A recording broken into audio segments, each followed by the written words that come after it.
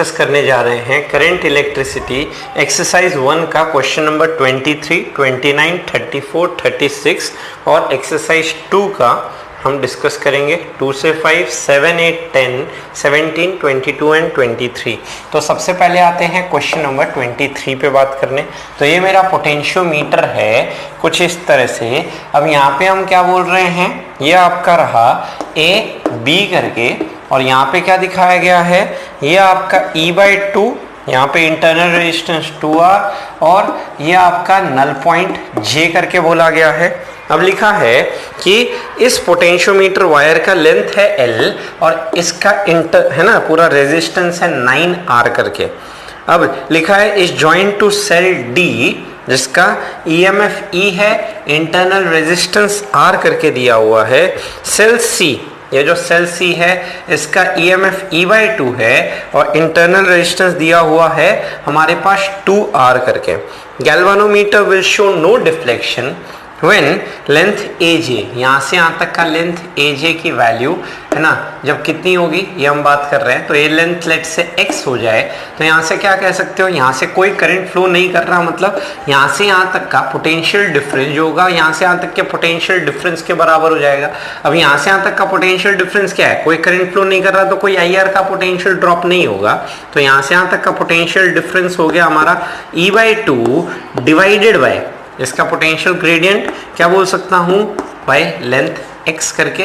ये length x हमें पता करनी है और फिर हम यहाँ बोल सकते हैं कि इसका पूरे वायर का रेजिस्टेंस कितना बना हुआ है, 9R बना हुआ है ना। तो यहाँ से इस प्राइमरी सेल से कितना करंट जाएगा, अगर ये करंट की बात करूं तो I अगर मैं यहाँ निकालूं I कितना होगा, तो I की वैल्यू आप लिख सकते हो is equal to EMF divided by total resistance R plus 9R। कितना बन के आया अपना 10R करके आया। तो यहाँ से यहाँ तक का A से B तक का potential difference by total length L के बराबर लिख दिया जाएगा। अब A से B का पोटेंशियल डिफरेंस क्या बोल सकता हूँ, is equal to I into यहाँ से यहाँ तक का resistance which is equal to 9R। I की वैल्यू ये रही मेरे पास E/10R इंटू क्या लिख दिया जाए 9R, ये आया 9E डिवाइडेड बाय क्या लिख देते हैं हम 10। तो यहाँ पे हम बोल देते हैं ये AB का potential difference that is 9E divided by 10 divided by denominator में पड़ा हुआ L, ये E से E कैंसिल हुआ तो x की वैल्यू क्या लिख सकता हूँ, क्रॉस मल्टीप्लाई कर दिया जाए, x आया क्रॉस मल्टीप्लाई करके 10L डिवाइडेड बाय डिनोमिनेटर में 9 इंटू 2 हमारे पास हो गया 18। तो 10L डिवाइडेड बाई 18 जिसको हम क्या भी बोल सकते हैं is equal to 5L divided by 9 which is your option number B रहा। तो ये है क्वेश्चन नंबर 23। 9 पे बात कर रहे हैं, लिखा है equivalent resistance of a group of resistance is R। Let से कुछ ग्रुप ऑफ रेजिस्टेंस का इक्विवेलेंट रेजिस्टेंस R बना हुआ है। If another resistance is connected in parallel to the group its new equivalent resistance becomes R1। तो इस resistance R के parallel में अगर मैं सपोज X रेजिस्टेंस लगा देता हूं तो इसका इक्विवेलेंट रेजिस्टेंस बोला गया R1 हो जाएगा which is equal to R into X divided by आप लिख सकते हो R प्लस एक्स और आगे लिखा हुआ if it is connected in series to the group. तो अगर यही x को इस ग्रुप के सीरीज में अगर लगा देता हूं तो लिखा है its new equivalent resistance becomes R2। तो R2 मेरा क्या बन जाएगा is equal to R plus X करके। अब मुझे यहाँ कंपेयर करना है जो R1 है और R2 जो है, तो x की वैल्यू ऑब्वियसली 1 से बड़ी होगी है ना। तो यहाँ पे R2 जो होगा वो R से बड़ा होगा, पहली चीज यहाँ से बोल सकते हैं R2 जो है वो R से बड़ा होगा। तो इसके वजह से क्या बोल सकता हूँ ऑप्शन नंबर हमारा C और D क्या हो जाएगा, गलत हो जाएगा, ठीक है, क्योंकि वो छोटा लिखा हुआ है ना तो वो गलत हो जाएगा। अब आते हैं option number A and B पे बात करने। R1 जो है वो R से बड़ा हुआ या R1 R से छोटा हुआ, इसकी बात करने जाएं तो यहाँ पे सिंपल सी चीज अगर मैं कोई वैल्यू लिख के समझ लो ना, अगर ये 10 ओम है ना, अगर इसके आप पैरेलल में यहाँ पे कोई 2 ओम अगर लगा देते हो तो कितना आएगा 10 इंटू 2 हो गया 20 डिवाइडेड बाय 10 प्लस 2 हो गया 12। अब 12 20 को कैंसिल कितने से करेगा, 12 1 जा 12, फिर 80 आएगा, तो 12 7 जा 1.7 ओम लगभग। तो R1 जो है वो R से क्या हो जाएगा, कम हो जाएगा। तो R1 को क्या लिख सकते हैं, R से कम बोल सकते हैं। तो R1 R से कम हो गया और R2 R से बड़ा हो गया। तो इसका आंसर अपना क्या निकल के आ गया, इसका आंसर आ गया B करके, वैल्यू रख के देख लिया। ठीक है, तो ये क्वेश्चन नंबर 29। आते हैं 34। ये कुछ सेटअप है, तो ऊपर 1 2 3 4 5 6 7 8, ऊपर एक ऑक्टाहेड्रल, नीचे एक ऑक्टाहेड्रल, और सभी के रेजिस्टेंस R है। इस पॉइंट को मैं कह देता हूं O, है ना, और इस दो डॉट के बीच का आपको क्या पूछा है, इफेक्टिव रेजिस्टेंस O और O डैश के बीच में। तो हम इस पॉइंट्स को मार्क आउट कर देते हैं, 1 2 3 4, फिर ये बना हुआ है 5, ये बना हुआ है 6, ये बना हुआ है 7 एंड ये बना हुआ है 8। और वैसे यहाँ 1 का नीचे आया 1 डैश, 2 का यहाँ नीचे आया 2 डैश, 3 का यहाँ पे आया मेरा 3 डैश, 4 का आया 4 डैश, 5 का आया 5 डैश, 6 का बन गया 6 डैश, ये 7 का आपका ये 8 यहाँ पे है, ये हो गया 7 डैश, एंड सिमिलर वे में ये बन गया अपने पास 8 डैश। अब हमें इस O और O डैश के बीच पूछा हुआ है, O और O डैश के बीच पूछा हुआ है इफेक्टिव रेजिस्टेंस क्या होगा। तो पहला पार्ट में क्या देख सकता हूँ, O से लेके 1 के बीच एक रेजिस्टेंस, 2 के बीच, 3 के बीच, 4 के बीच, 5 के बीच, तो ये सभी करंट सेम फ्लो करेगा। तो ये 1 2 3 4 5 6 7 8, ये सभी कितने हो गए, 8 के 8 रेजिस्टेंस हो गए। इनमें कितने होंगे ना, इनमें हम कह सकते हैं 8 आपके सभी जो रेजिस्टेंस होंगे 1 से लेके 8 तक, वो 8 के 8 रेजिस्टेंस क्या होंगे, हमारे पैरेलल में होंगे, इस तरह से हम कह सकते हैं। और उसी तरह से ये O डैश जो 1 डैश से लेके 8 डैश तक, ये भी 1 डैश से 8 डैश सभी तक, इनमें भी कितने रेजिस्टेंस होंगे, अपने 8 रेजिस्टेंस होंगे, इस तरह से। ठीक है, तो यहाँ पे हम क्या लिख सकते हैं, ये 8 रेजिस्टेंस कुछ ऐसे रखे हुए हैं। और यहाँ पे हम बोल सकते हैं ये 4 4 डैश से, है ना, तो इस तरह से 1 1 डैश से 2 2 डैश से करते हुए ये भी 8 रेजिस्टेंस कुछ अपने इस तरह से रखे हुए होंगे। अब यहाँ से हम क्या बोल सकते हैं, ये 8 रेजिस्टेंस हो गए, इक्वल है, तो ये इक्विवेलेंट हो गया R/8। उसी तरह से इन 8 रेजिस्टेंस का इक्विवेलेंट निकल के आ गया R/8, और इनका 8 इक्विवेलेंट का मेरे पास बन के आ गया R/8। अब R/8 R/8 R/8 किया जाए तो इक्विवेलेंट, है ना, इसका इफेक्टिव कितना आ गया, इज इक्वल टू 3R/8 करके। तो 34 का हमारा आंसर निकल के आ जाएगा ऑप्शन नंबर आपका D करके। तो ये रहा क्वेश्चन नंबर 38 का आंसर। तो यहाँ तक स्क्रीनशॉट। नंबर आते हैं 36, लिखा है wire has resistance 24 ohm is bent in the following shape.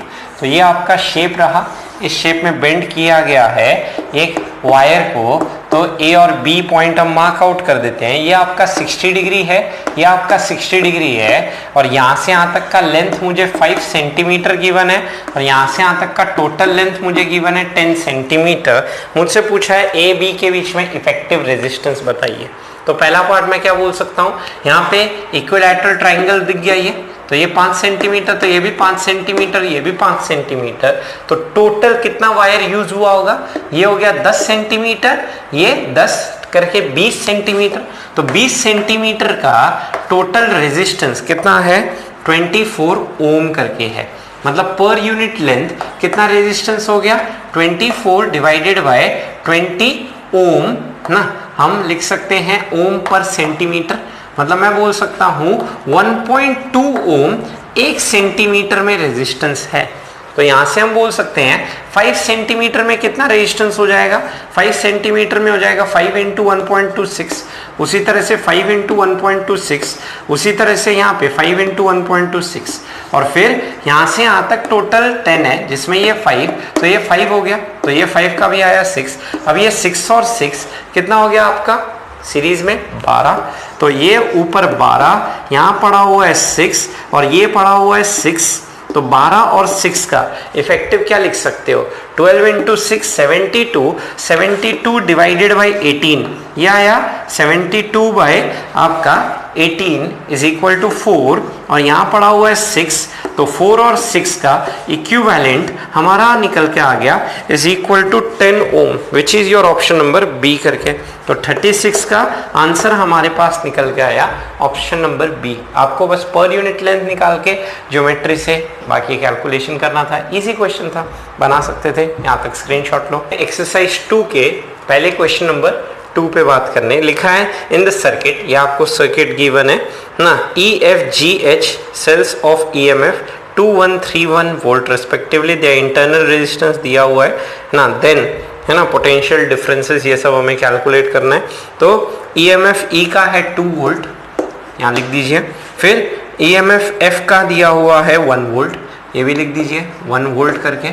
फिर G का EMF आपको दिया हुआ है 3 वोल्ट, G का EMF 3 वोल्ट हो गया, और H का EMF दिया हुआ है 1 वोल्ट, एंड उनका इंटरनल रेजिस्टेंस E का EMF का है ना इंटरनल रेजिस्टेंस मुझे गिवन है इज इक्वल टू 2 ओम, कहीं पे भी लगा सकता हूँ राइट या लेफ्ट पे। और उसी तरह से F वाले में हमें दिया हुआ है इंटरनल रेजिस्टेंस 1 ओम, यहाँ पे इंटरनल रेजिस्टेंस आ गया 1 ओम।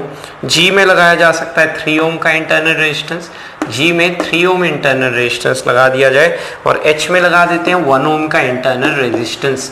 अब मुझसे पूछा है VD माइनस VB ना, मतलब यहाँ से यहाँ तक का लेट्स से आपसे पूछा गया है कितना पोटेंशियल डिफरेंस होगा, तो हमें निकालना होगा यहाँ से करंट कितना आएगा। सबसे पहले ऊपर सेल्स इन सीरीज की अगर बात की जाए तो ये 2 ये 1 अपोजिट ऑर्डर में कनेक्टेड है, तो इफेक्टिव हो गया E1 प्लस E2 करूंगा तो 2 माइनस 1 वोल्ट, और लिख सकते हैं तुम्हारा करंट है ना इफेक्टिव रेजिस्टेंस कितना हो गया 2 ओम प्लस 1 ओम, निकल के आया 3 ओम।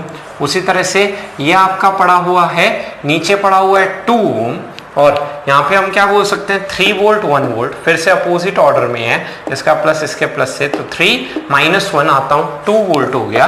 तो नीचे आपका यहाँ पे आया, ये तो हो गया 2 वोल्ट का, और यहाँ पे 3 और 1 ओम कितना हो गया हमारे पास निकल के आ गया 4 ओम करके, तो ये आ गया 4 ओम।